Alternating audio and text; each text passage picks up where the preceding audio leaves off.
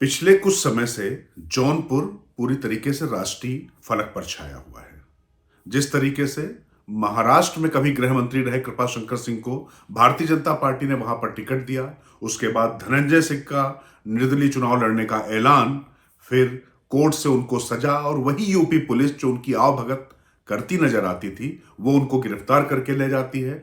धनंजय सिंह का गरजना कि मुझे रोकने के लिए ये पूरी साजिश रची जा रही है, उसी समय नारेबाजी होना, यूपी सरकार नहीं, योगी सरकार नहीं, केंद्र सरकार और गृह मंत्री अमित शाह के खिलाफ उनके समर्थकों द्वारा, उसके बाद उनकी पत्नी श्रीकला सिंह की तरफ से अपने लोगों से भावुक अपील करना कि ऐसा कुछ ना करें जो सुचिता की, धनंजय सिंह की राजनीति पर असर डालता हो। नमस्कार, मैं हूं राजकिशोर। बुलंद भारत टीवी पर यह सब बातें करने के साथ ही जो एक घटनाक्रम हुआ है उस पर बात करना ज्यादा जरूरी है।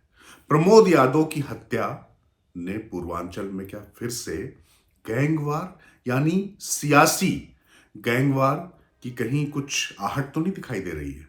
ये एक बड़ी चिंता तमाम लोगों के दिलो दिमाग में छा गई है, क्योंकि पिछले कुछ समय से पूर्वांचल में सियासी हत्याओं का दौर लगभग थमसा गया था।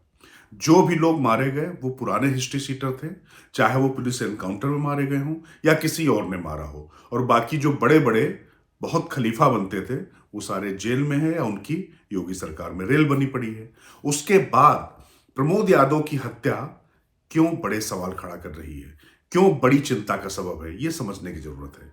क्योंकि धनंजय सिंह जौनपुर की सियासत में पूरी तरीके से भले ही बड़ा नाम हो, लेकिन उसके बाहर भी धनंजय सिंह की छवि एक बाहुबली नेता की मानी जाती रही है।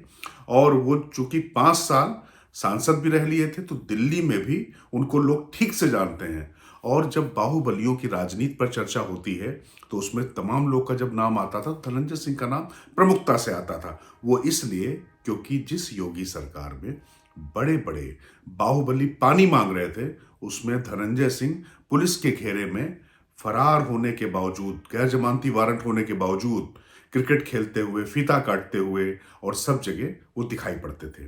पुलिस उनकी आवभगत में लगी रहती थी, ऐसा लगता था कि उनके ऊपर बहुत बड़ी सरपरस्ती है। उसके बाद जब वो अंदर गए तो प्रमोद यादव की हत्या हो जाना, भारतीय जनता पार्टी के नेता की।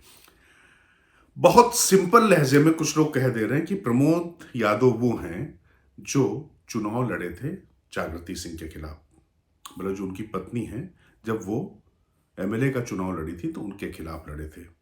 लेकिन ईमानदारी की बात यह है कि जागृति जब जीती थी जिस सीट से, उस समय प्रमोद यादव को भारतीय जनता पार्टी का टिकट दिया गया था और प्रमोद यादव सिंबल लेकर ही नहीं आए थे। उस समय जागृति के सामने यानी कोई प्रत्याशी ही नहीं था।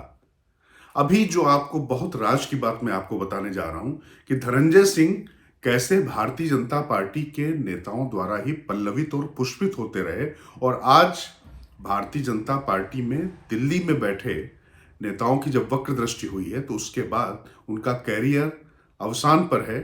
लेकिन साथ ही साथ जो तमाम उनके खिलाफ मामले थे उनमें भी उनको सजा होती दिखाई पड़ रही है, शिकंजा कसता जा रहा है। वो अलग बात है कि यूपी में उनकी काफी अभी भी चल रही थी।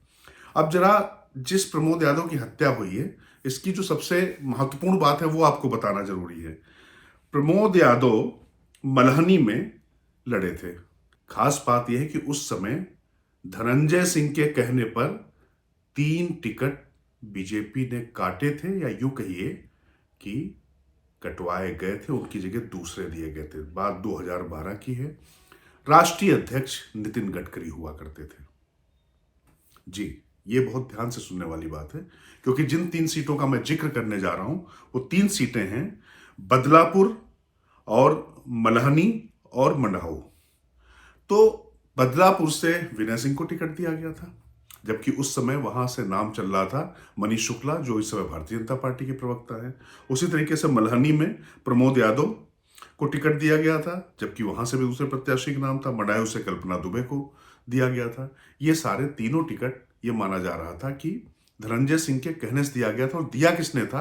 अरुण नरेंद्र नाथ उस समय भारतीय जनता पार्टी का सर्वे करते थे। अरुण नरेंद्र नाथ के सर्वेक्षण के आधार पर ये 3 टिकट दिए गए थे और तीनों सीटें बीजेपी हारी थी, जागृति जीत गई थी। मतलब ये टिकट किसके लिए दिए गए थे? ये सवाल इसलिए उठे क्योंकि उस समय आरोप ये लगे थे कि सर्वेक्षण करने वाले जो भारतीय जनता पार्टी के शख्स थे, उन्होंने जौनपुर जेल में जाकर धनंजय सिंह से मुलाकात की थी। इससे पहले भी 2002 में जब धनंजय सिंह चुनाव जीते थे निर्दलीय के तौर पे, तो भारतीय जनता पार्टी से वहां कोई नहीं था, आरएलडी को टिकट दिया गया था।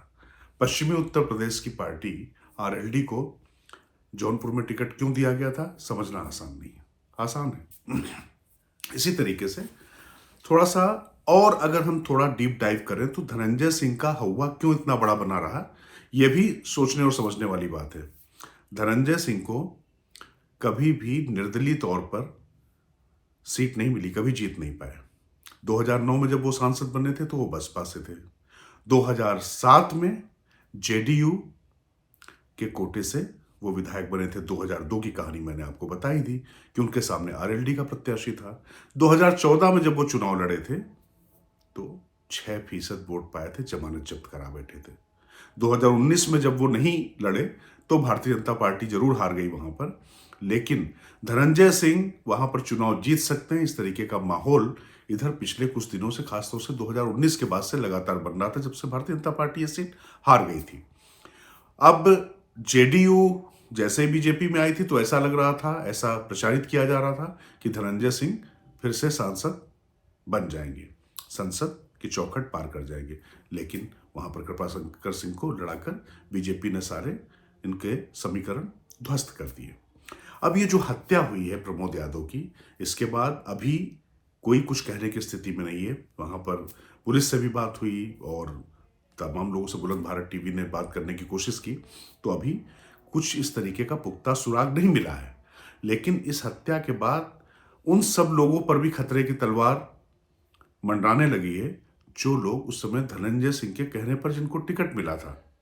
ये बात इसलिए कही जा रही है क्योंकि प्रमोद यादव पिछले दिनों अभी इनकी विकसित भारत संकल्प यात्रा चल रही भारतीय जनता पार्टी की, वो मल्हानी में जब एक गांव में गए तो वहां पर धनंजय सिंह ने आके उनको खूब जलील किया था, खूब बेइज्जत किया था। एक तरीके से औकात दिखाने वाली बात जो होती है यूपी में कहा जाता, उस तरीके से उनको किया गया था।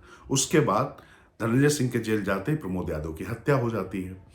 तो लोग तो इसको जोड़ते ही हैं। वो अलग बात है कि धनंजय सिंह के समर्थक या दूसरे लोग कह रहे हैं कि क्या धनंजय सिंह को ये नहीं मालूम कि ऐसा कुछ होते ही उनके ऊपर नाम जाएगा। इसी बीच खबर ये चल रही थी कि श्रीकला सिंह को, वो धनंजय की पत्नी है, उनको अखिलेश यादव की पार्टी समाजवादी पार्टी से टिकट मिल सकता है। अब ये देखना दिलचस्प होगा क्योंकि धनंजय सिंह बाकी तो बाहुबली थे, लेकिन वहां पर उमाशंकर यादव, उमाकांत यादव, रमाकांत यादव के खिलाफ बड़ा चेहरा थे। एक तरीके से जो यादव वहां पर समाज था उसके सामने धनंजय सिंह काफी जमकर खड़े रहते थे। तो अब प्रमोद यादव की हत्या हुई है, तो ऐसी स्थिति में क्या समाजवादी पार्टी भी ये रिस्क लेगी? ये देखने और सोचने वाली बात होगी। लेकिन मैं आपको बताऊं कि ये कहानी यहीं पर खत्म नहीं होती। धनंजय सिंह की गिरफ्तारी और ये हत्या निश्चित तौर पर चुनाव से पहले पहले पूर्वांचल में कुछ सियासी गुल जरूर खिलाएगी। किसी तरीके के हिंसक गुल ना खिलाए, ऐसी अपेक्षा नहीं की जाती, ऐसा नहीं किया जाना चाहिए, ऐसा बिल्कुल ना हो। ऐसा बुलंद भारत टीवी भी चाहता है और मुझे लगता है कि सभ्य समाज में सब यही चाहेंगे। लेकिन बाहुबल की राजनीति जब बिल्कुल किनारे होती जा रही है उत्तर प्रदेश में, ऐसे में यह हत्या होना निश्चित तौर पर एक बड़ा खतरे का निशान तो है ही। नमस्कार, मैं राजकिशोर, बुलंद भारत टीवी से, ताकत आपकी।